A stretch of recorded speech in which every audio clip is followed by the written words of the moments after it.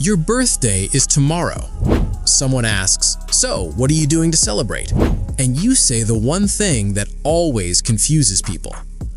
Nothing. It's just another day. Suddenly, you're the weird one. Your friends think something's wrong.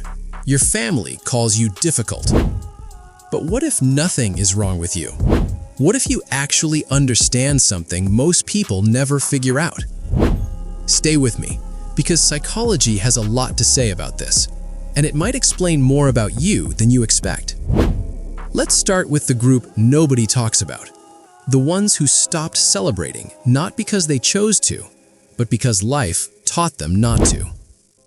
Psychologist Martin Seligman discovered something called learned helplessness.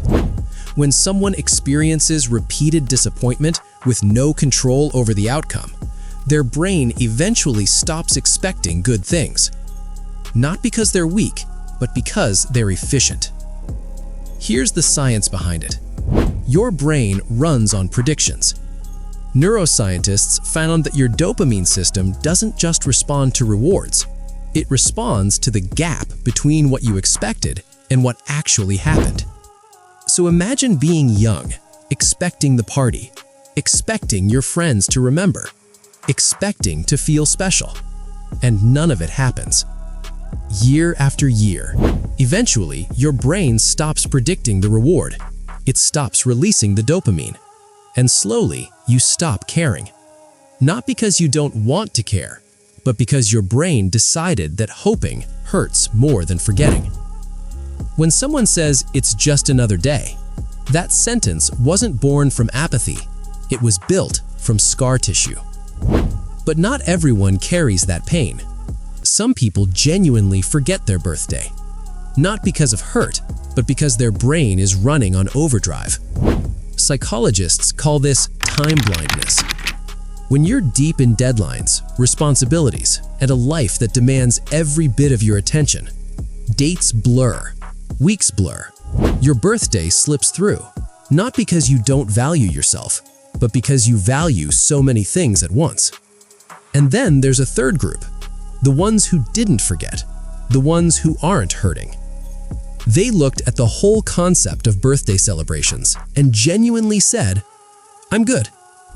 Psychologists Ryan and Dici spent decades researching self-determination theory, and one of their core findings is this: the most psychologically healthy people are the ones whose happiness comes from within, not from external rituals or social events.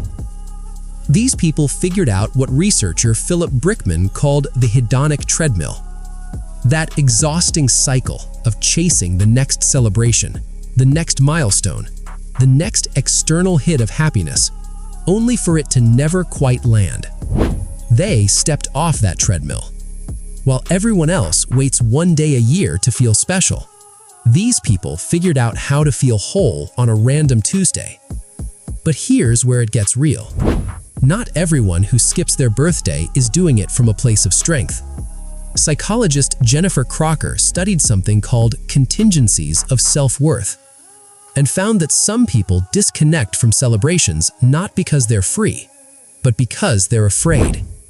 Afraid that if they let themselves want it and it doesn't go perfectly, it'll confirm something they already suspect about themselves. So they opt out. Not from confidence, from protection. So ask yourself honestly, is it freedom or is it fear? Only you know the answer. Here's what all of this comes down to. Birthdays are emotional mirrors. They reflect how you feel about being alive, how you relate to attention, and how comfortable you are being seen. Whether you're healing, reflecting, or genuinely at peace, none of those make you broken. They make you aware. And if someone remembers your birthday today, let them say your name, because even the quietest souls still deserve to feel seen. If this video resonated with you, subscribe. The next one might explain even more about you than this one did.